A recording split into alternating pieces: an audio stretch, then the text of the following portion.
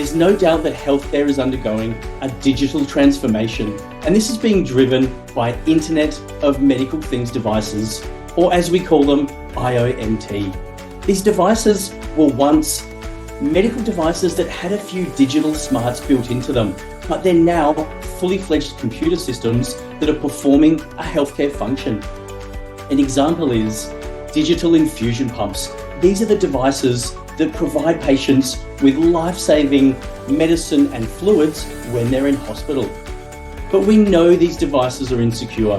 They're often shipped in an insecure state by the manufacturers, but they're also really difficult to update when they're in the field because they're being used around the clock by patients. In fact, Unit 42, our threat research group, looked at 200,000 infusion pumps, and they found that over half of those contained critical security weaknesses. So we know that these devices are now absolutely critical in treating patients. And because they are also computer systems, they must be secure.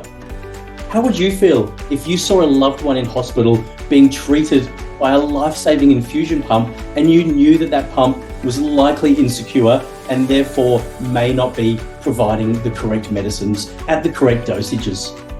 So we know that healthcare is having a digital transformation, and this digital transformation must be built on a cyber-secure foundation. The best way of achieving that is with a zero trust approach.